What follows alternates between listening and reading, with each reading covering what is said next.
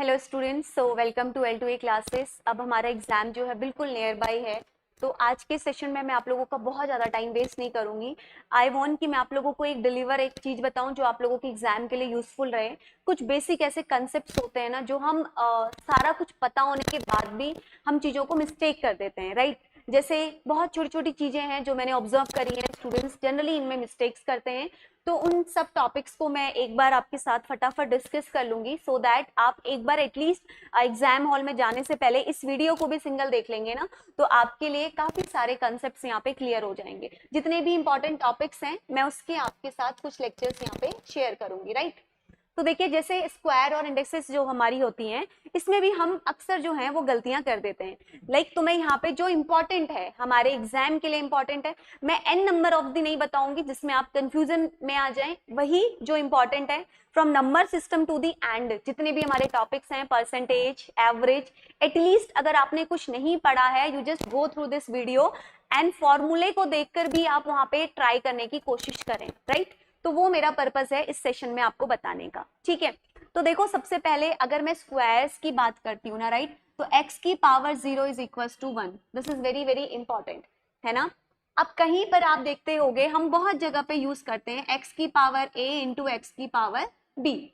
अब ये भी बहुत बेसिक कंसेप्ट है, जब हमारे जो बेस जो है वो सेम होते हैं, like this is x, this is x, तो हमारी जो पावर्स हैं वो क्या हो जाती हैं, ऐड हो जाती हैं। तो x की power it will be a plus b, ठीक है। लेकिन अगर x की पावर a और y की पावर b होगा, तब हमारी पावर्स ऐड नहीं होंगी। बेस सेम होना चाहिए, then only we will add to the powers. Clear. अब दूसरी चीज आपको यहाँ पे ध्यान रखनी है, जैसे कभी आपको x की पावर a डिविजिबिलिटी में मिलता है x की पावर b, राइट। यहां पर हम क्या करते हैं, x की power a minus b। Again look at the base, base यहां पर भी क्या है, x की पावर है, नीचे भी आपका क्या है, x की पावर है, राइट। तो ये चीज आपको ध्यान रखनी है। अगर कहीं पर x की पावर माइनस a हो रहा है या कोई भी वैल्यू आप ले लोगे, तो यहां पर हम क्या करते हैं, हम 1 लगा लेते हैं इस पावर को हटाने के लिए। तो ये भी बहुत सारे बच्चों को यहाँ पे कंफ्यूजन होता है, राइट। अब कहीं पे एक हमारा बहुत कॉमन है जो यूज होता है, x की पावर a एंड बाहर से हमारा b।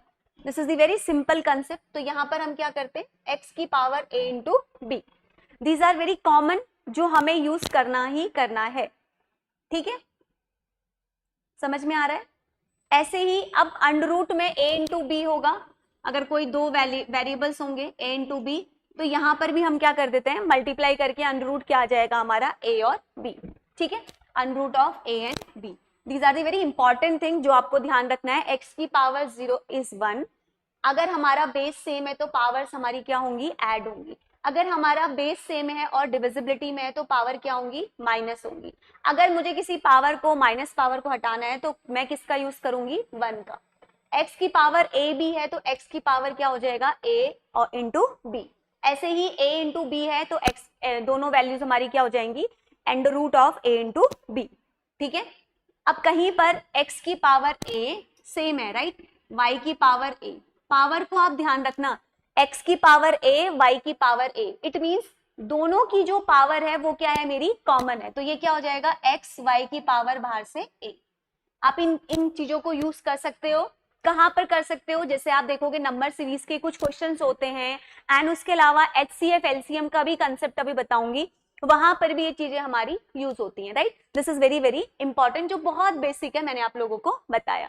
चलिए, ऐसे ही मैं सारे इंपॉर्टेंट टॉपिक्स आपको समझाती हूँ। अब दूसरा देखेंगे, इंपॉर्टेंट सीरीज के कुछ सम। अब ये कहां पर यूज होता है, जैसे आपने काफी सारे क्वेश्चंस ऐसे किए होंगे जिसमें नेक्स्ट टर्म बताइए कौन सा होता है, ऐसे करके हमारे इसमें क्वेश्चंस आते हैं, है ना। तो n नेचुरल नंबर वाला जो होता है वो काफी इंपॉर्टेंट होता है, ठीक है। तो ये देखते हैं कि कुछ इंपॉर्टेंट सीरीज के सम्स क्या क्या होते हैं, ठीक है। अगर मैं बात करती हूँ, ये बहुत सारे लॉजिकल क्वेश्चन में भी यूज होता है, तो आपको वहां पर ध्यान रखना है। अगर मैं बात करती हूँ सम ऑफ जो हमारे फर्स्ट जितने भी n नेचुरल नंबर है, right, sum of first n natural number, यही काफी ज्यादा यूज होता है। यही वाला फॉर्मूला क्या होता है, आपने पढ़ा भी होगा, n plus 1 divided by 2, right. This is n plus 1 divided by 2। ये काफी कॉमन है और बहुत सारे क्वेश्चंस में हम लोग इसको यूज करते हैं, ठीक है। अब यहीं पर अगर हम बात करते हैं सम ऑफ हमारे जितने भी फर्स्ट जो है n ऑड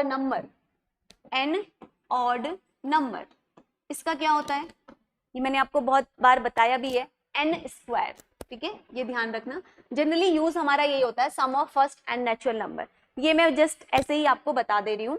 अगर हम यहाँ पे बात करते हैं sum of first n even number, right, अगर मैं n इवन नंबर की बात करती हूँ तो it will be n plus 1, ये होता है हमारा n प्लस 1, ठीक है। तो ये कहीं पे आपको यूज करने में काफी यूज होगा।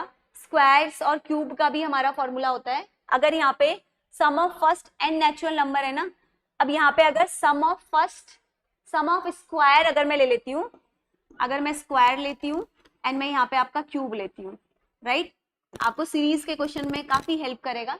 स्क्वायर लेती हूँ तो ये होता है n plus 1 2n plus 1 divided by में 6, ठीक है।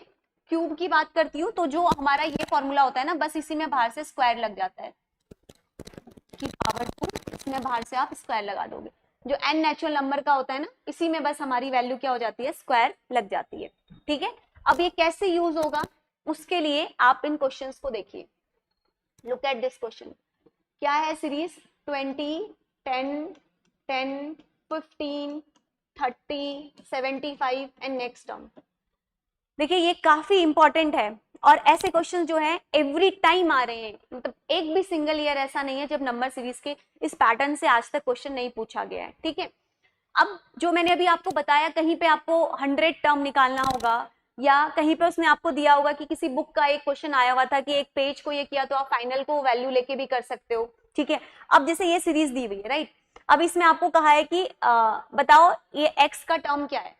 एक बार जरा आप देखो तो इस सीरीज को, कितने टर्म है, 1 2 3 4 5 6, वी हैविंग अ 6 टर्म। जरा एक बार ध्यान से देखो तो 20 10 10, इसका मतलब क्या है, यहाँ पर तो ये वैल्यू क्या हो रही है, 20 के बाद आप 10 में आ रहे हो तो ये डिक्रीज हो रही है, राइट।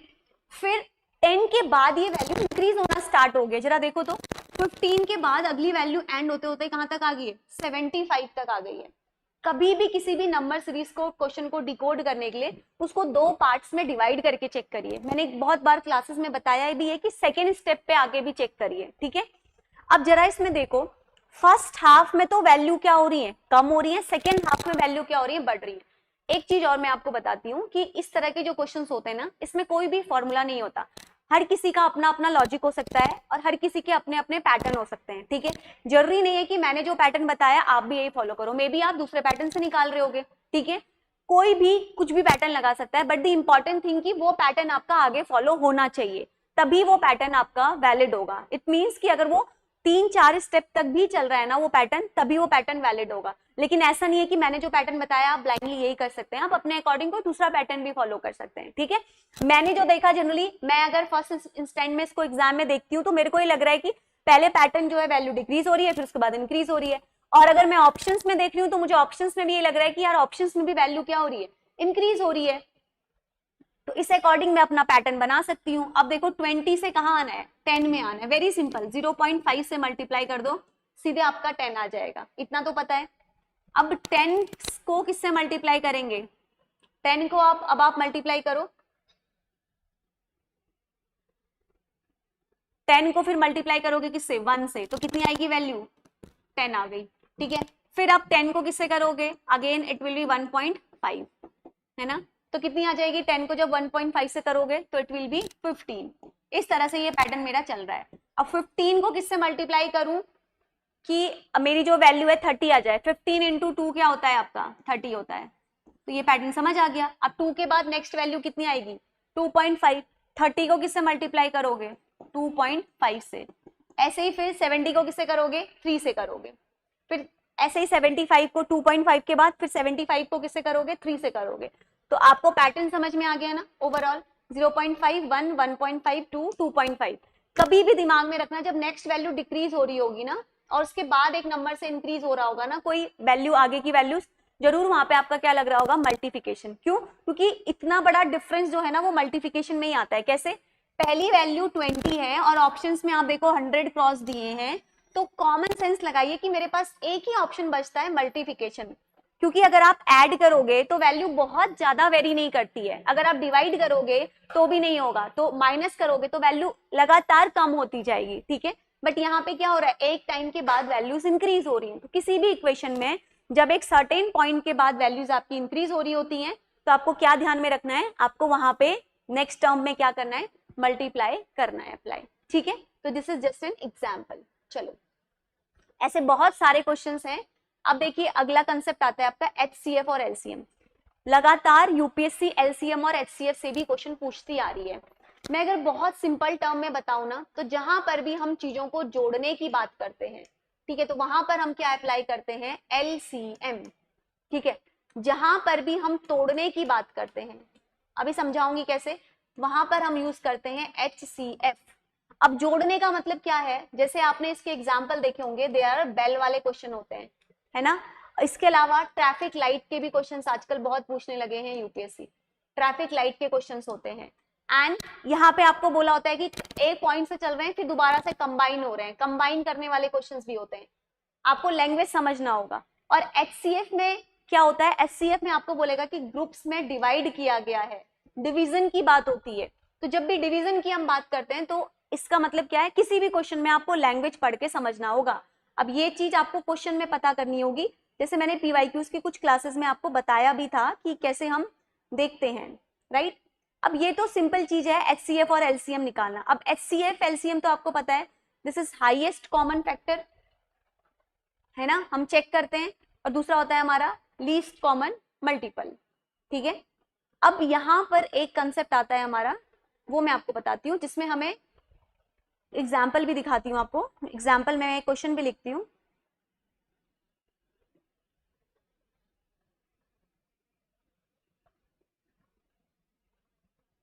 जैसे आपने कुछ एक 2024 में भी क्वेश्चन आया था ग्रेटेस्ट लेंथ वाला, हाँ, जहां पर भी ग्रेटेस्ट लिखा होगा, ग्रेटेस्ट, वो भी हमारा क्या होगा, HCF का ही एप्लीकेशन होगा, ठीक है। जहां पर लीस्ट लिखा होगा या जहां पर हाईएस्ट लिखा होगा, ठीक है, ये सारे हमारे किसके एग्जाम्पल्स होते हैं, इसी के एग्जाम्पल्स होते हैं, राइट। चलो, अब ये तो बहुत सिंपल है, हाईएस्ट कॉमन मल्टीपल और least common, highest common factor and least common multiple, ये तो आप निकाल लोगे, है ना, किसी भी इक्वेशन में, ये तो बेसिक है।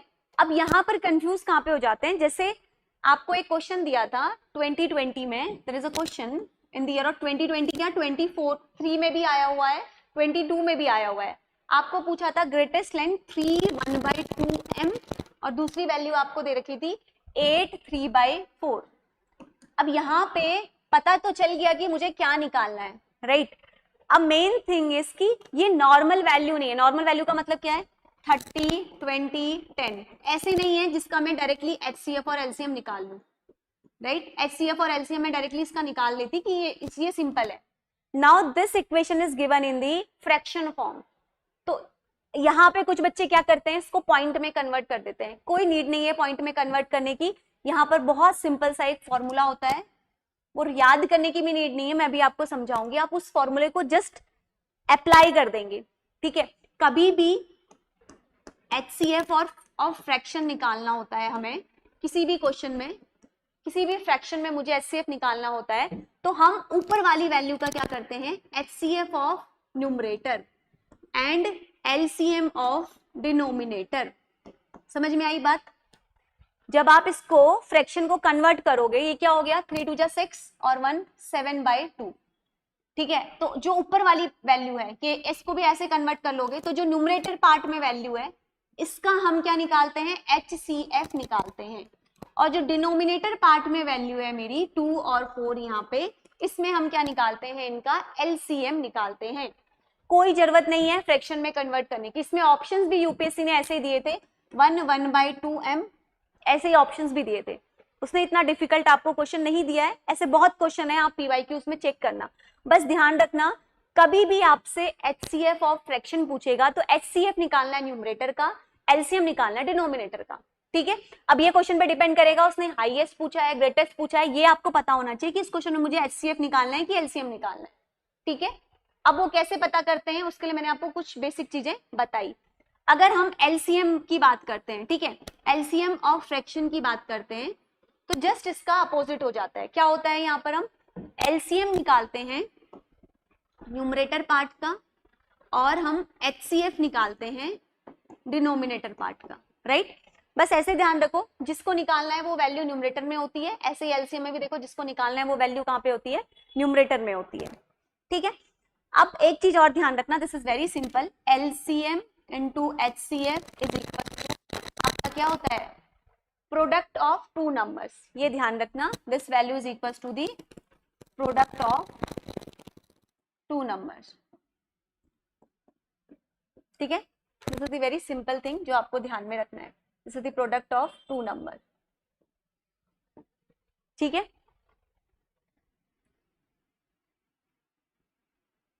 अब इसमें कुछ क्वेश्चंस आपको दिए हुए हैं, वो आपको ध्यान में रखना है,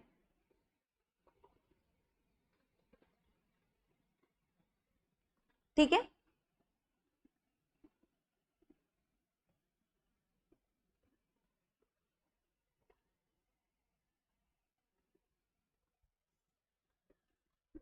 अब किसी इक्वेशन में now this is the basic thing. अब मैं आपको एक और चीज इंपॉर्टेंट कंसेप्ट बताती हूँ डिविजिबिलिटी रूल से पहले। किसी क्वेश्चन में आपको nth term, we call this term is geometrical progression, हम इसको सिंपली कहते हैं प्रोग्रेशन, ठीक है। अब इसमें क्या होता है, आपको बोलता है nth टर्म बताओ कि कौन सा है, कोई सीरीज दी होगी उसका आपको कहेगा कि nth टर्म बताइए कौन सा है, राइट। ज्योमेट्रिकल प्रोग्रेशन दो तरह का होता है, जो आपका ये सीरीज एंड प्रोग्रेशन है, ठीक है। अगर मैं आपको बात करती हूँ सीरीज एंड प्रोग्रेशन की, तो there are two type of series, एक होती है हमारी एपी सीरीज अर्थमेटिकल प्रोग्रेशन, एक होती है हमारी जेपी सीरीज ज्योमेट्रिकल प्रोग्रेशन। तो अर्थमेटिकल सीरीज क्या होती है, जब हमारा डिफरेंस जो है बीच में वो इक्वल होता है। ज्योमेट्रिकल प्रोग्रेशन में हमारा जो ratio of the two number है वो हमारा इक्वल होता है। जेपी हमसे नहीं पूछी गई है, हमसे सिर्फ एपी सीरीज पूछी गई है, राइट। अब इसमें क्या होता है, आपको टी nth टर्म निकालने को कहता है कि बताइए इसमें जो nth टर्म है ये क्या होता है, ठीक है। तो उसके लिए आपको एक फॉर्मूला ध्यान रखना है, जहां पर भी आपसे पूछेगा टी nth टर्म बताओ, तो क्या लिखोगे, टी एन इक्वल्स टू, अभी मैं आपको यहाँ पे समझाऊंगी भी, a plus n minus one into D, ठीक है। अब देखो a क्या होता है, n और d का मतलब तो आपको समझ में आ रहा होगा, डिफरेंस है ना। n is the total number, a is the first word, और tnth क्या होता है, कौन से नंबर की जो है वो आपकी सीरीज है, ठीक है। a को हम फर्स्ट वर्ड या फर्स्ट टर्म कह सकते हैं, दिस इज फर्स्ट टर्म, और tn क्या होता है, कौन सा नंबर है वो, tn मतलब nth टर्म कौन सा है, उसका लास्ट टर्म कौन सा है। d क्या होता है, यहाँ पे कॉमन डिफरेंस होता है, राइट। tnth का होता है लास्ट टर्म, ठीक है।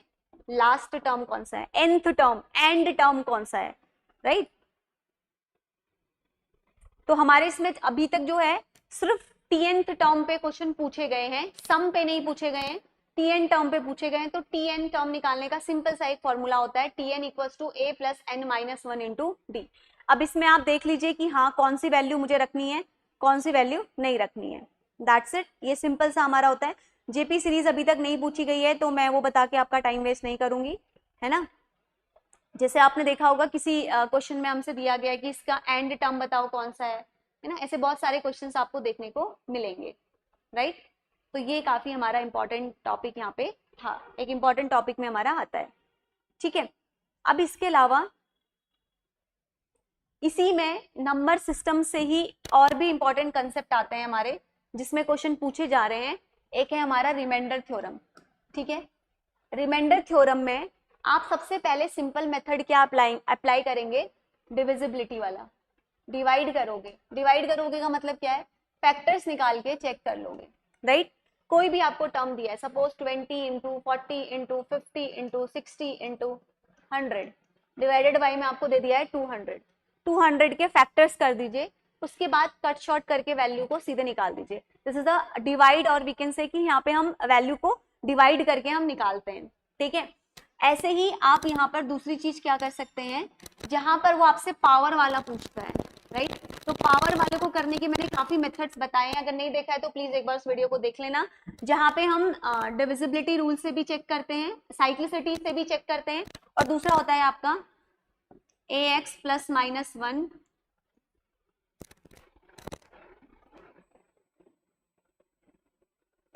ये फॉर्मूला भी एक होता है जो मैंने आपको बता रखा है ना, फॉर्मूला भी एक आपको बताया है जहां पर हम फॉर्मूले से भी सॉल्व करते हैं। a प्लस बता रखा है कुछ, प्लस माइनस 1 इज इक्वल की पावर n डिवाइडेड बाई में a, तो पावर वाले क्वेश्चंस को आप वैसे भी सॉल्व कर सकते हो। यहाँ पर हम बस पावर चेक करते हैं और उसके बाद देखते हैं कि कैसे हमारे क्वेश्चन जो है वो सॉल्व होंगे, ठीक है। ये भी एक मेथड है करने का जो आप लोग यूज कर सकते हैं अपने एग्जाम में, ठीक है। अभी बता दूंगी मैं कौन सा वो फॉर्मूला है, उससे पहले मैं आपको एक इंपॉर्टेंट कंसेप्ट और बता देती हूँ डिविजिबिलिटी रूल का। डिविजिबिलिटी रूल काफी इंपॉर्टेंट है, हम लोग इसमें गलती कर देते हैं। डिविजिबिलिटी रूल को भी मैं समझा देती हूँ। डिविजिबिलिटी रूल सबके लिए अलग अलग वेरी करता है, ये आपको काफी हेल्प करेगा, ठीक है। अगर मैं 2 की डिविजिबिलिटी की बात करती हूँ, अगर आपका लास्ट डिजिट जो है 0, 2, 4, 6 ये होंगे तो ये आपके डिविजिबल होंगे, ठीक है। 3 की डिविजिबिलिटी की बात करते हैं तो सम ऑफ द डिजिट जो है वो आपका डिविजिबल होना चाहिए, ठीक है, सम ऑफ द डिजिट्स जो है वो डिविजिबल होनी चाहिए। अगर हम 4 के डिविजिबिलिटी की बात करते हैं, लास्ट के 2 डिजिट जो है 4 में क्या होता है, लास्ट 2 डिजिट जो है वो डिवाइड होना चाहिए 4 से, last 2 digit is divide by 4, ठीक है। 5 का डिविजिबिलिटी रूल तो आपको पता होगा, 5 का एक सिंपल होता है, अगर लास्ट की जो डिजिट्स हैं वो 0 और 5 होती हैं तो वो 5 से डिविजिबल होता है। नेक्स्ट देखते हैं 6 का डिविजिबिलिटी रूल क्या होता है। 6 का डिविजिबिलिटी रूल आपका होता है, नंबर अगर डिविजिबल है 2 और 3 से तो वो भी आपका डिविजिबल होगा किससे, 6 से भी, राइट। अगली डिविजिबिलिटी रूल आती है हमारी 7 की, 7 इज इंपॉर्टेंट। 7 का डिविजिबिलिटी क्या होता है, अल्टरनेट सम अगर डिविजिबल होते हैं 7 से, ठीक है, अल्टरनेट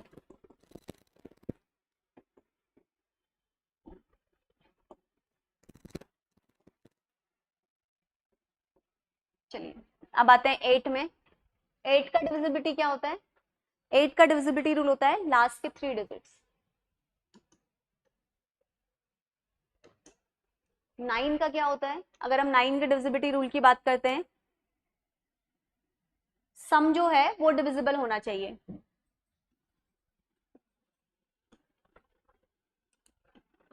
जैसे 3 का होता है, राइट।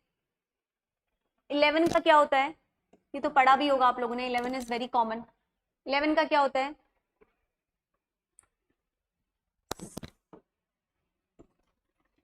ऑड प्लेस और इवन प्लेस, इनका डिफरेंस जो है आइदर 0 हो या फिर 11 से डिविजिबल हो, ठीक है। जो भी आपकी सम है आपके ऑड डिजिट पे और सम है जो आपकी इवन डिजिट पे, इसका जो डिफरेंस है वो आपका 0 हो या फिर 11 हो। नेक्स्ट वन इज द 12, 12 तक ही हम देखेंगे। यहाँ पर जो है नंबर अगर 3 और 4 से डिविजिबल है तो ये इससे भी होगा, 3 एंड 4 से डिविजिबल है तो 12 से भी होगा, ठीक है। अब ये कैसे हेल्प करता है ये देखते हैं। अब ये मैंने ये क्यों बताया आपको, इसका इंपॉर्टेंस है, इसको देखिए एक बार।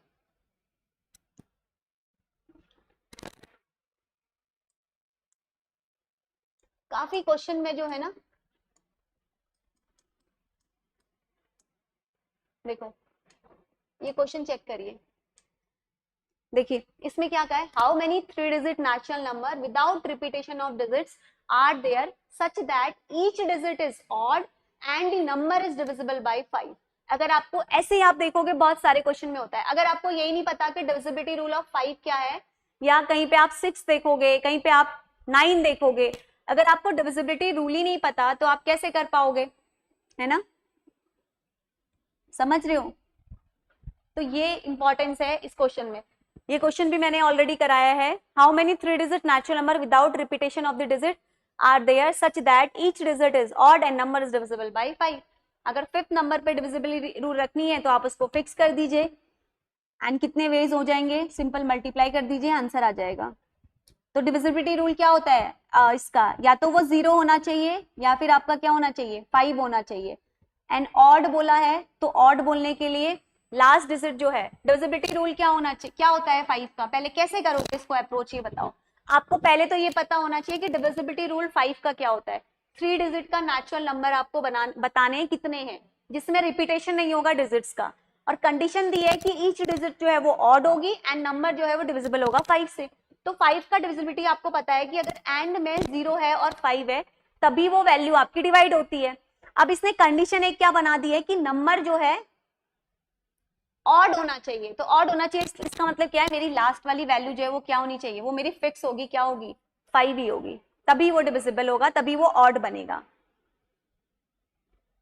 ठीक है, कितने ऐसे नंबर हैं लिख लीजिए, करिए जरा 1 मिनट।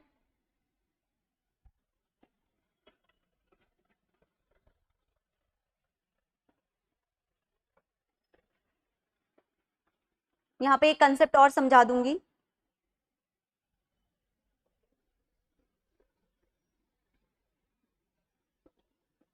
पहले वो वैल्यूज लिख लेंगे कि कौन कौन से हैं। ऑड नंबर चाहिए ना, तो क्या क्या है 1 3 लिख लीजिए। टोटल कितनी वैल्यूज हैं 1 3 5 7 और कौन सी होगी 9, है ना, ये हो गई मेरी वैल्यूज। अब मुझे ये पोजीशन तो फिक्स करनी है, तो मेरे पास कितने बचे 1 2 3 एंड 4। तो पहले वाले बॉक्स को फिल करने के लिए आई हैव 4 ऑप्शंस, है ना, इनमें से कोई भी वैल्यू आ सकती है। अब इसमें से कोई एक वैल्यू आ गई तो इसका मतलब एक ऑप्शन भी मेरे लिए कट हो गया। नेक्स्ट वाले बॉक्स को फिल करने के लिए आई हैव 3 ऑप्शंस, तो कितना हो जाएगा 4 into 3 12, answer will be B.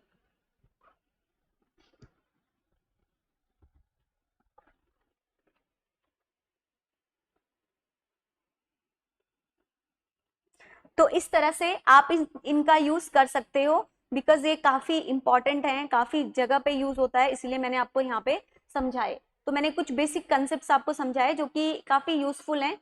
ऐसे ही आपका एक एवरेज का भी होता है। एवरेज मैंने आपको बहुत बार बताया है। Again there is another concept that is average. कुछ नहीं आता ना एग्जाम में, तो average is equal to, formula लगा दो सम अपॉन में टोटल। इक्वेशन बना लो सिंपल, जो उसने कंडीशन दी है उस अकॉर्डिंग आप इक्वेशन बना लो, ऊपर सम लोगे नीचे टोटल लोगे और जो भी उसका एवरेज दिया होगा। अब एवरेज के बारे में कुछ चीजें आपको बताती हूँ। अगर कोई पर्सन आया, उसकी वजह से आया, तो एवरेज भी क्या होगा इंक्रीज होगा। किसी के जाने से एवरेज भी क्या होगा डिक्रीज होगा। इस पे भी यूपीएससी ने एक बार क्वेश्चन पूछा हुआ है। और एवरेज जो होता है स्टेटमेंट बेस्ड क्वेश्चन में पूछा है 2 4 6 8 9 10, हमेशा एवरेज जो है वो इन बिटवीन लाई करता है। ठीक है, तो यहीं पर ही कहीं लाई करेगा हमारा 12। तो this is 3 this is 3 8 is the average, हमेशा बिटवीन पे लाई करता है। कभी भी एवरेज स्मॉलर वैल्यू से छोटा नहीं होता और ग्रेटर वैल्यू से बड़ा नहीं होता। तो एक एवरेज स्पीड पे यूपीएससी ने क्वेश्चन पूछा था, वो भी इसी से सॉल्व हो जाता है। तो स्पीड इक्वल्स टू क्या होता है डिस्टेंस अपॉन में टाइम। स्पीड इक्वल्स टू क्या होगा आपका, दिस इज डिस्टेंस अपॉन में टाइम, राइट। तो एवरेज स्पीड में आपको यही कंसेप्ट लगा के सॉल्व करना था। ठीक है, तो ये कुछ चीजें हैं जो आपको ध्यान में रखनी है। These are very important thing and very very useful thing. तो आई होप इस सेशन में आपको थोड़ी बहुत चीजें क्लियर हुई होंगी, एंड कहीं पे कोई डाउट है तो you can ask in the comment section. Thank you so much for watching us, thank you.